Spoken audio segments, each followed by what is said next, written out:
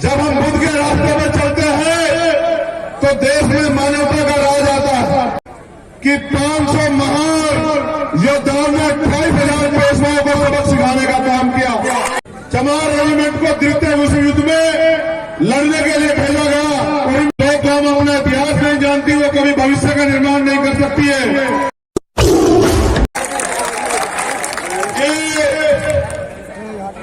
बुद्ध का देश है।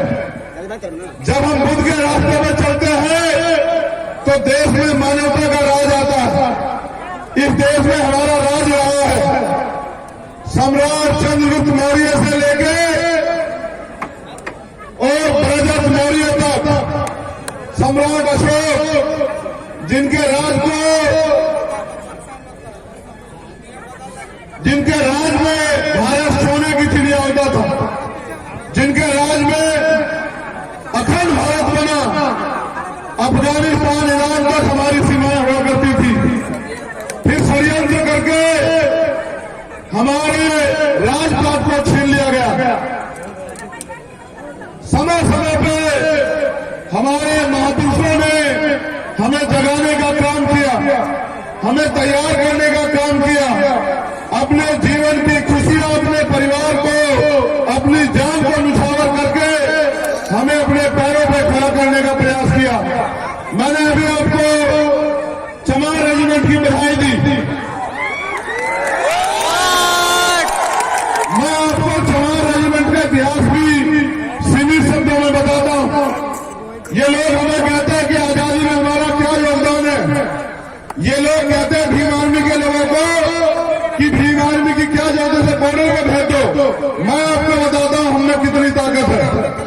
अगर कभी इतिहास पढ़ेंगे तो इनको भी पता लग जाएगा। मगर आप भी जानो कि आपके पुरखे कमजोर थे या आपके पुरखे देश में सबसे ताकतवर बासम कौमें थी।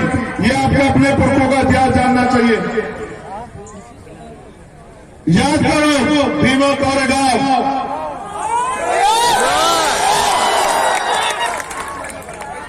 1 जनवरी 1818, ये आपका इतिहास है कि 500 महान योद्धाओं ने 28,000 पेशवाओं को सबक सिखाने का काम किया। अगर कैलकुलेशन करूं, एक के मुकाबले 58 आते हैं, यानी कि आप 58 में एक भारी। ये आपका इतिहास है। आगे बढ़ो। 1 मार्च 1943 जब जातीय आधारित रेजिमेंट बनी तो आपकी रेजिमेंट बनी चमार रेजिमेंट। चमार रेजिमेंट को द्वितीय विश्व युद्ध में लड़ने के लिए भेजा गया।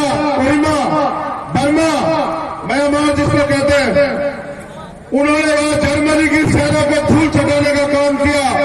विश्व की सबसे बड़ी सेना को अपने दम पर धूल चटाने का काम किया। उनकी शहादतें वहां हुई कोहिमा में। उनको बैटल ऑनर ऑफ कोहिमा मिला। फिर वो वापस आए।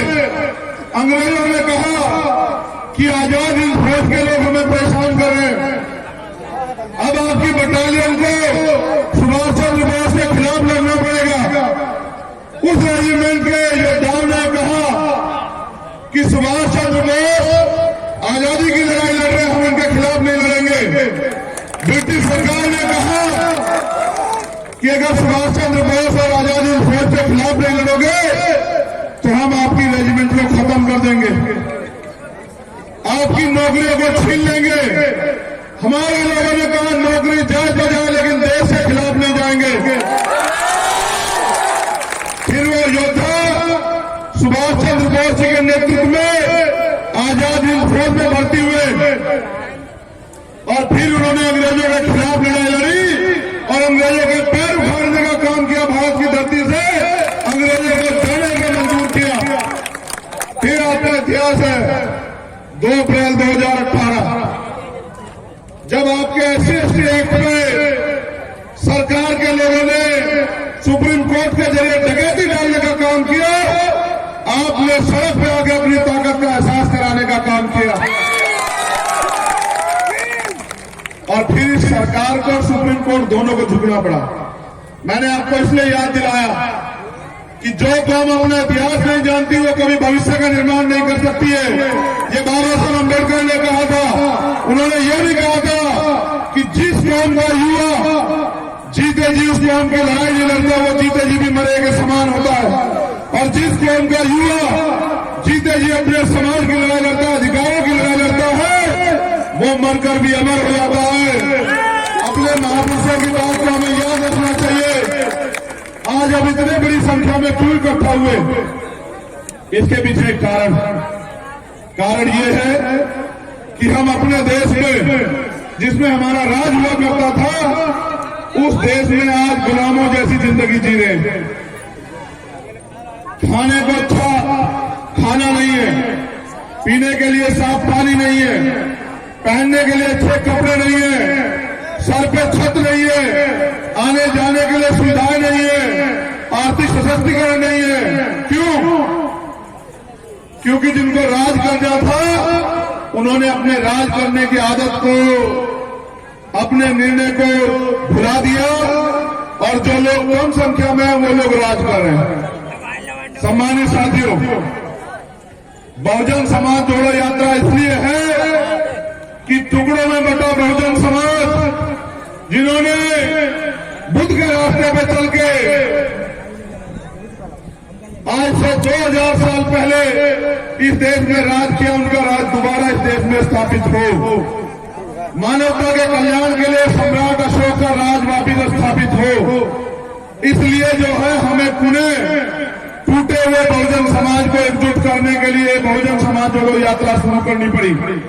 लेकिन गौर कीजिए, ये यात्रा सिर्फ बिहार में नहीं चल रही है, ये यात्रा मध्य प्रदेश में भी चल रही थी। 12 फरवरी को मध्य प्रदेश में हमने उसको यात्रा को समाप्त किया, लेकिन जब समाप्त किया तो मध्य प्रदेश में सत्ता और विपक्ष दोनों की जड़ें हिला के रख दी। हमारे लोग इंतजार कर रहे थे कि कोई उनको अवसर दे लड़ने का। जब उनको अवसर मिला तो उन्होंने साबित किया कि उनका जो बल है उसका कोई मुकाबला नहीं कर सकता। आपकी संख्या बहुत है लेकिन आप सत्ता पे काबिज नहीं है, इसलिए आपको सारी समस्याओं का सामना करना पड़ रहा है। देखो, यहाँ कुर्सियां बहुत है मगर ये लोग खड़े हैं ना, मंच पे कुर्सियां मगर ये खड़े हैं ना, क्योंकि ये कुर्सी की वैल्यू नहीं समझते हैं। आज जितनी ये कुर्सी की वैल्यू समझ जाएंगे कि कुर्सी कितनी ताकतवर होती है, उतनी ये कुर्सी नहीं छोड़ेंगे किसी के लिए।